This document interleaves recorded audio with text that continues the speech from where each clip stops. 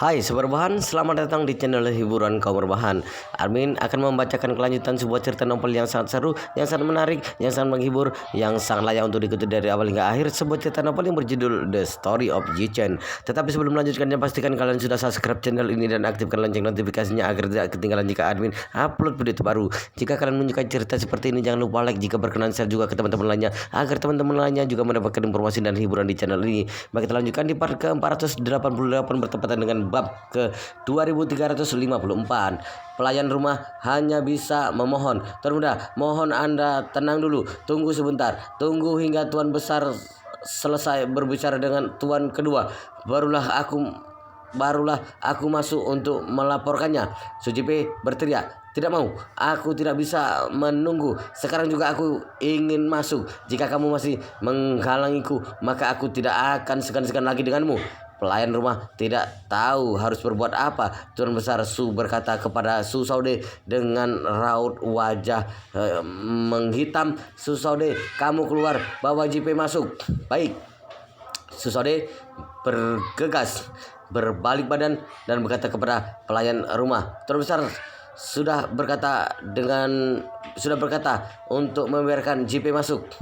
Barulah pelayan rumah lega dan memberikan jalan. Langkah Sujipe begitu cepat masuk ke dalam ruang kerja. Dengan penuh amarah dia bertanya kepada Su Chengpeng, kakek, di mana ibu dan adikku?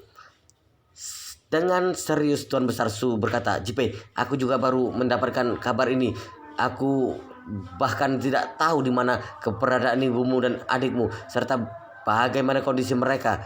Di saat kamu masuk, aku baru selesai berkata kepada paman keduamu untuk memintanya mengeluarkan berita dan memberikan hadiah sebesar 50 juta yuan bagi mereka yang bisa memberikan petunjuk, dan aku langsung memberikan 100 juta yuan bagi mereka yang bisa menyelamatkan ibu dan adikmu. Sujipe mengepalkan tangannya dengan erat lalu bertanya dengan kesal, banyak netizen yang mengatakan bahwa kamu yang ingin membunuh ibuku. Apakah itu benar? Ekspresi Tuan besar Su ketika berubah dan berkata dengan tegas, sialan, apa yang kamu katakan? Aku adalah pemimpin keluarga Su. Apakah aku akan melakukan hal keji seperti ini? Su Saude yang berada di samping sana juga terkejut setelah melihat ekspresi ayahnya yang sangat marah dan agung itu.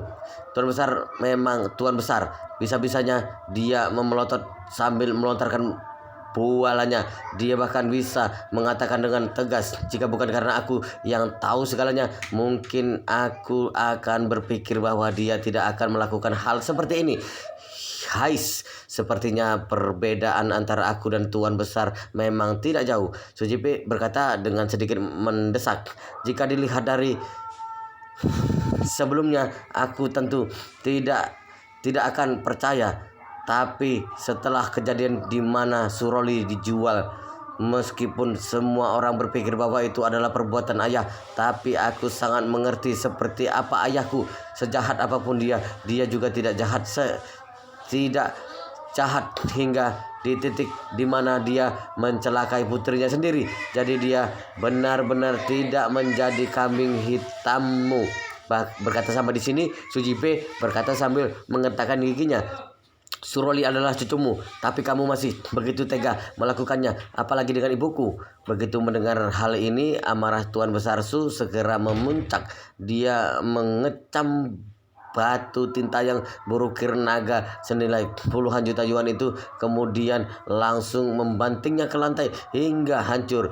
Di waktu yang sama dia menunjuk Sujipe dan berteriak dengan marah, tidak masuk akal, tidak masuk akal. Apakah kamu masih menganggapku kakekmu? Apakah di matamu aku masih memimpin keluarga Su? Sujipe tidak bergeming dan berkata dengan marah, jika ibu dan adikku dicelakai olehmu, aku tidak hanya tidak menganggapmu sebagai kakek, tapi aku masih akan melawanmu.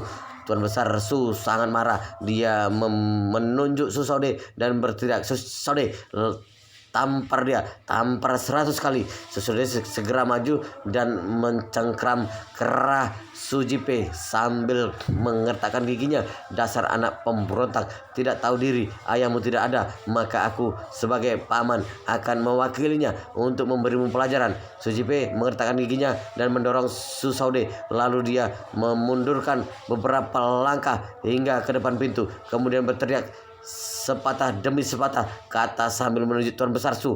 Kamu ingat perkataanku, jika ibu dan adikku kamu yang mencelakainya, maka aku menginginkan nyawamu. Selesai berbicara, dia bergegas berbalik badan dan pergi dari sana. Su Changpeng sangat marah sambil memegang dadanya. Dia ingin berkata sesuatu, tapi napasnya terengah-engah dan bahkan terbatu beberapa kali. Pemberontak, ternyata anak pemberontak. Satu keluarga, anak sulung, semuanya bajingan. Kemudian setelah batuk beratnya terlewati, dia segera berkata kepada Susode, sana cepat pergi dan tangkap kembali bajingan itu. Setelah Susode keluar, bayangan Sujipe sudah tidak terlihat lagi. Dia mengejar hingga sekitar 200 meter jauhnya, tapi dia akhirnya hanya bisa kembali setelah melihat dirinya tidak mungkin bisa mengejar keponakannya itu. Dalam perjalanan kembali ke ruang kerja Tuan Besar Su, perasaan Susaude menjadi sangat lega dan tidak bisa menahan dirinya untuk bergumam, aduh, keberuntunganku memang sangat bagus. Ketika aku sedang khawatir bagaimana untuk menghilangkan perhatian Tuan Besar, Sujipe sialan ini bisa-bisanya tiba-tiba datang untuk mencari perkara hingga membuat Tuan Besar menjadi seekor burung. Pasti saat ini Tuan Besar hanya berpikir bagaimana agar memberikan pelajaran kepadanya. Susade merasa sangat puas setelah dia kembali ke ruang kerja Tuan Besar dengan raut wajah memelas. Dia berkata, ayah, bocah itu berlari jauh lebih cepat dari seekor anjing. Aku tidak bisa mengejarnya. Tuan Besar Su marah. Kamu juga tidak berguna. Selesai berkata, dia segera memanggil pelayan rumah untuk masuk dan memberikan perintah. Beritahu semua pelayan, jika melihat Sujipe, si anak pemberontak ini, segera tangkap dan bawa pulang untuk dihukum. Pelayan rumah tidak berani mengabaikan perintahnya. Dia pun segera membungkuk dan berkata, tenang saja Tuan Besar, sekarang juga akan kusampaikan. Tuan Besar Su melambaikan tangannya dan pelayan segera pergi. Lalu dia kembali berkata kepada Susaude, cepat lakukan apa yang aku katakan tadi. Semakin besar dorongan itu akan semakin baik. Sialan itu cepat pergi ke Jinling. Aku ingin menemukan Du Haiking dan Jeyu, apapun kondisi mereka. Susaude bergegas mengangguk. Aku mengerti ayah, Anda tenang saja. Pada saat ini Sujipe telah mengendarai mobilnya meninggalkan kediaman keluarga Su dan mengebut di jalanan. Sambil mengendarai mobilnya, dia mengeluarkan ponsel dan bersiap untuk menelepon orang yang bertanggung jawab atas keluarganya. Keluarga Su mempunyai beberapa pesawat pribadi. Su Saudau sendiri juga mempunyai satu unit, tapi saat ini dia berada di Australia, jadi pesawat pribadinya berada di Yanjing. Namun tepat ketika dia hendak menelpon, panggilan dari Su Saudau tiba-tiba masuk. Sujipe bergegas mengangkatnya dan berkata sambil menangis, ayah, ibu dan adik menghilang. Suara Su Saudau terdengar dengan berat dari ujung telepon. Cipe, aku sudah mengetahui situasinya. Kamu di mana sekarang? Cipe segera berkata, aku sedang dalam perjalanan ke bandara. Aku berencana untuk pergi ke Jinling. Sekarang aku harus menemukan ibu, adik, apapun yang terjadi. Su Saudau bergegas memberikan perintah. Dengarkan aku baik-baik. Jangan pergi ke bandara. Aku baru saja mendapatkan informasi bahwa kakek sedang mengerahkan semua pelayan untuk mencarimu dan siap membawamu pulang untuk dihukum apa yang sebenarnya telah kamu lakukan padanya. Begitu mendengar hal ini, Sujipe merasa sangat marah dan berkata, ketika aku mendengar ibu dan adik mengalami kecelakaan, aku langsung merasa kejadian ini berhubungan dengan kakek. Jadi aku mencarinya untuk menanyakannya. Aku tidak menyangka dia begitu malu dan marah. Dia langsung meminta paman kedua untuk menamparku 100 kali. Aku tidak mempedulikannya dan langsung keluar. Bodoh, Susaudau langsung memarahinya. Kamu sudah berusia 20 tahun. Apa kamu hidup sia-sia selama 20 tahun ini? Apa kamu tidak memahami karakter kakekmu seperti apa? Dengan marah, Sujipe berkata, tapi Susaudau langsung memotong pembicaraannya. Tapi apa? Seumur hidup kakekmu, dia hanya mementingkan dirinya sendiri. Yang dipedulikannya hanyalah kekuasaannya sendiri di keluarga Su. Sekalinya muncul masalah dan siapapun yang berdampak padanya hingga mempengaruhi kekuasaannya di keluarga Su, maka dia tidak akan segan-segan untuk membunuh orang itu. Bukankah aku contoh yang paling jelas? Jelas-jelas kamu tahu aku saja bukan lawan kakekmu. Tapi kenapa kamu masih begitu gegabah untuk melawannya? Apa kamu sudah tidak ingin hidup di dalam keluarga Su lagi? Sambil mengertakkan gigi, Sujipe berkata, jika kecelakaan ibu dan Jiu benar-benar ulah kakek, maka aku tidak hanya keluar dari keluarga Su, aku bahkan akan membalaskan dendam ibu dan adikku dengannya. Kamu, Susaudau merasa sangat panik seketika. Lalu dia pun menurunkan nada bicaranya dan memperingati, sekalipun kamu mempunyai niat seperti ini, kamu tidak perlu melontarkannya. Pria sejati tidak perlu mengandalkan omongan, melainkan tindakan. Lalu Susaudau berkata dengan dingin, kamu tenang saja. Jika masalah benar-benar seperti apa yang kamu katakan, jangankan kamu, aku juga tidak akan membiarkan. Tapi meskipun kita berdua ingin melawannya, kita juga harus merencanakannya dengan baik, baru bertindak. Kalau tidak, jika kita sudah celaka terlebih dahulu, bagaimana kamu akan membalaskan dendam ibu dan adikmu? Sujipe terdiam sejenak, lalu baru dengan tenang, aku mengerti, ayah. Selesai berbicara, dia kembali terisak dan bertanya sambil menangis, ayah, kapan kamu akan kembali? Aku sekarang benar-benar tidak tahu harus bagaimana. Susaude menghilangkan napas dan berkata, aku tidak bisa kembali sekarang. Perlu belasan jam dari sini untuk pulang ke Yanjing. Tapi jika sampai aku meninggalkan tempat ini, maka kakekmu akan segera mendapatkan informasinya. Kemungkinan sangat besar aku akan segera ditangkap oleh orang keluarga Su dan dikembalikan ke Australia begitu aku turun dari pesawat, atau mungkin langsung dibawa kembali ke keluarga Su untuk dikurung.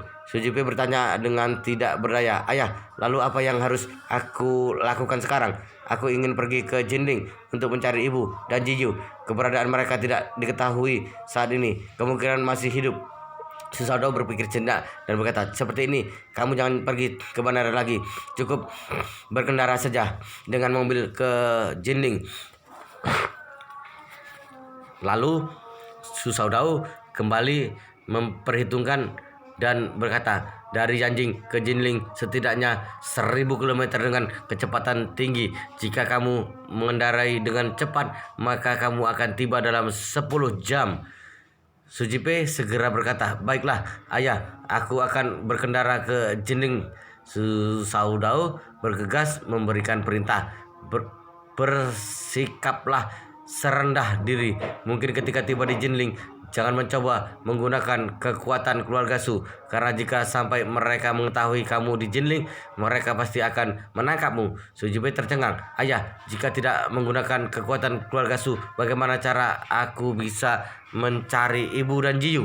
Dengan tak berdaya, Susaude berkata, Jipe, yang bisa kamu percayai saat ini adalah dirimu sendiri. Kamu tidak bisa mengandalkan orang lain.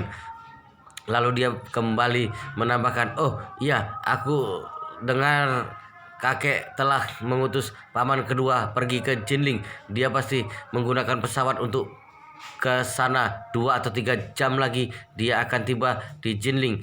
Jadi kamu harus berhati-hati ketika sampai di Jinling.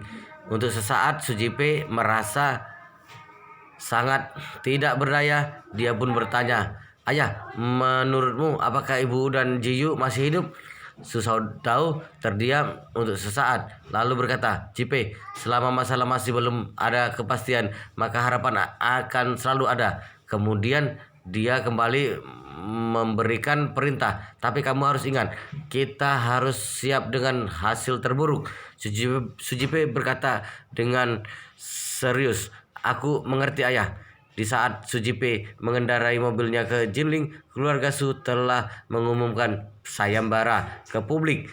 Para netizen yang ada di internet memberikan ritem yang sangat besar. Meskipun mereka mempunyai pendapat yang berbeda-beda, tetapi inti yang ingin mereka sampaikan hanya satu. Mereka berpikir keluarga Su adalah korbannya, dan orang yang menculik Du Haking serta Su Jiyu adalah orang lain.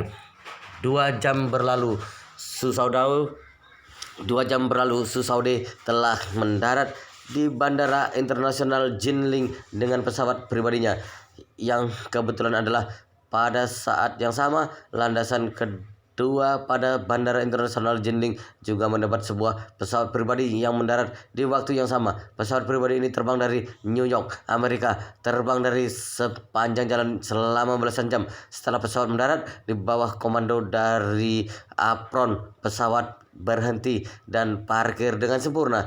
Yang menarik adalah pesawat ini diparkirkan di dekat pesawat yang ditumpangi oleh Susaude. Pintu pesawat yang terbang Amerika terbuka terlebih dahulu, lalu terlihat seorang pria parubaya Yahudi berusia sekitar 50 tahun berjalan turun dari pesawat. Dia berhenti di depan tetangga untuk sesaat, lalu melirik sekitar dan berkata dengan pelan, "Walter, anakku, ayah pasti akan menemukan dan membawamu pulang."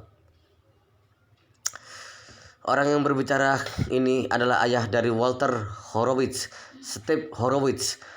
Setelah Walter dan anak buahnya menghilang, seluruh anggota keluarga Horowitz melakukan yang terbaik untuk mendapatkan petunjuk dari mereka. Tapi bagaimanapun mereka berusaha, mereka hanya akan mendapatkan hasil yang sama. Tidak ada yang pernah bertemu dengan Walter dan anak buahnya. Bagaimana menghilang hingga semua CCTV di seluruh kota ini tidak merekam jejak mereka. Hal ini membuat keluarga Horowitz sadar bahwa Walter mungkin telah menyinggung sosok yang sangat kuat di Jinling. Jadi ayah Walter datang sendiri ke Jinling hanya ingin melakukan yang terbaik agar bisa menemukan Walter dan membawanya pulang ke Amerika.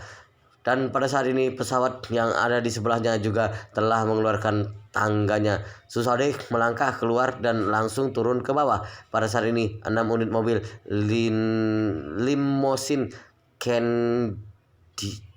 Cadillac anti peluru datang menyambut dan telah berada di samping pesawat Susaude.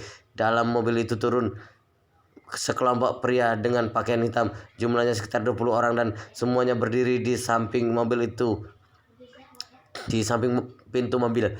Semua orang ini adalah sekelompok pengawal yang dipersiapkan oleh anak buah Susaude. Selama beberapa hari Susaude di Jinling, dia akan dilindungi oleh orang-orang ini. Tapi ini semua hanyalah keamanan yang ingin dipertunjukkan kepada semua orang, hanya sebuah formalitas.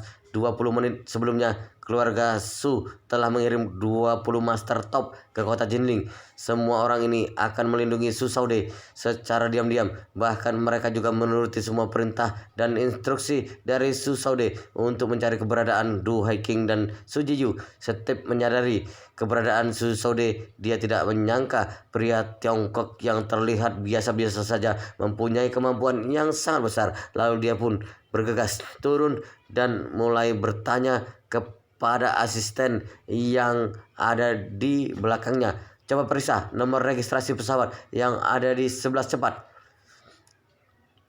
Setiap pesawat, entah itu komersial ataupun milik pribadi, pasti mempunyai nomor registrasinya.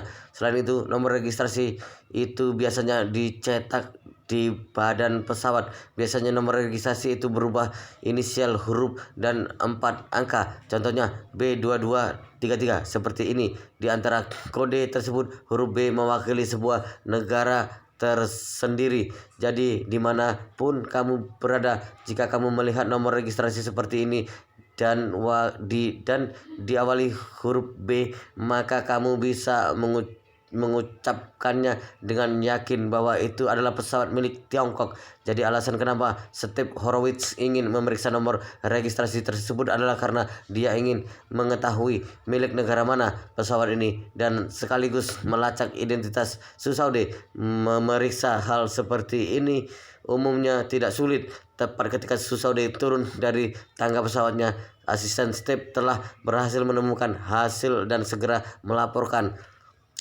Pos dari nomor registrasi pesawat ini menandakan bahwa pesawat ini milik keluarga Su di Yanjing. Keluarga Su, Steve terkejut dan langsung berkata, tidak heran ada pertunjukan yang besar ini. Lalu dia segera melangkah dengan cepat ke bawah tangga dan langsung menemui Su Saude. Belum sempat dia mendekat, beberapa pengawal berbaju hitam segera maju dan mengepungnya dan berkata dengan suara tegas, siapa kamu? Mohon mundur. Kalau tidak, jangan salahkan kami. Tidak segan denganmu. Steve bergegas menjelaskan dengan bahasa Mandarin. Mohon semuanya jangan salah paham. Aku tidak berniat jahat. Aku hanya ingin menyapa Tuan Su.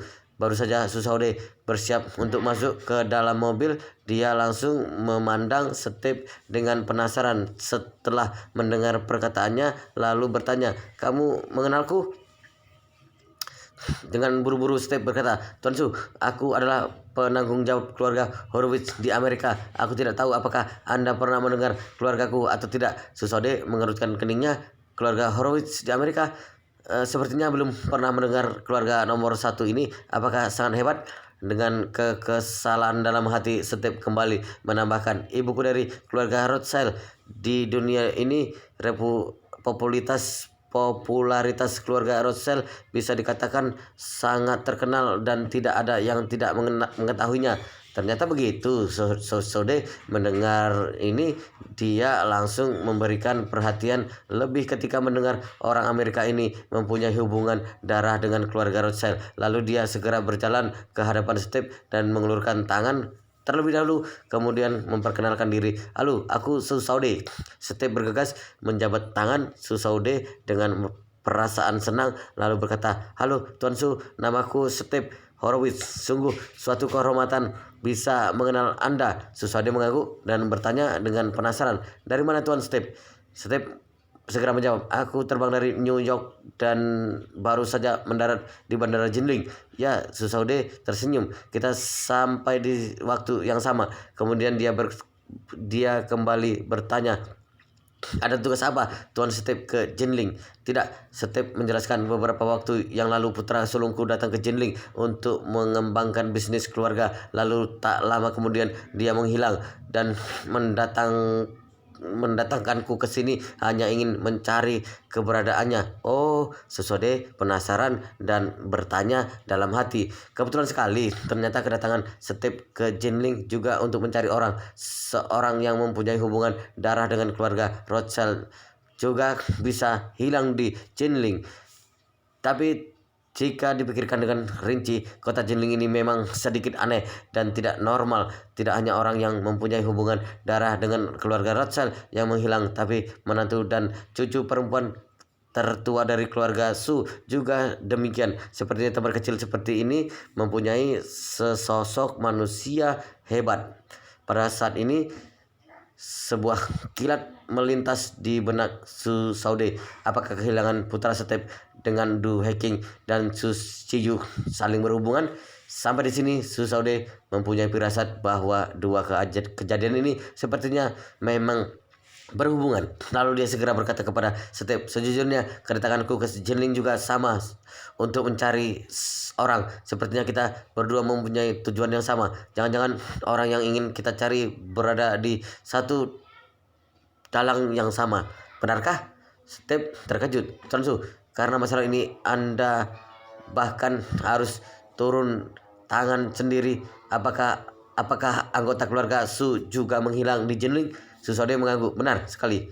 Selesai berkata, Susaude segera berkata, Step, menurutku kita bisa saling menukar informasi mengenai pencarian orang ini. Mungkin saja kita bisa menemukan petunjuk. Benar, Step berkata dengan tanpa ragu. Aku merasa lebih nyaman bisa menyelidiki masalah ini bersama dengan Tuan Su. Susaude bertanya kepadanya, di mana kamu menginap kali ini? Step menjawab, aku menginap di Hotel International Jinding dan putraku menghilang di sana. Susaude mengangguk. Kebetulan sekali, aku juga menginap di sana. Kalau begitu mari kita berangkat bersama saja. Kita juga bisa mengobrol bersama sepanjang jalan nanti. Wah, luar biasa sekali guys, ceritanya sangat seru, sangat menarik, sangat menghibur, sangat membuat kita penasaran jika tidak mau tahu cerita kelanjutannya. Tetapi sepertinya di bab ini sampai di sini dulu dan kita akan lanjutkan di bab berikutnya di video selanjutnya. Pastikan kalian sudah subscribe channel ini dan aktifkan lonceng notifikasinya agar tidak ketinggalan jika admin upload video terbaru. Jika kalian menyukai cerita seperti ini, jangan lupa like, jika berkenan share juga ke teman-teman lainnya agar teman-teman lainnya juga mendapatkan informasi dan hiburan di channel ini. Baik, kita lanjutkan di video berikutnya.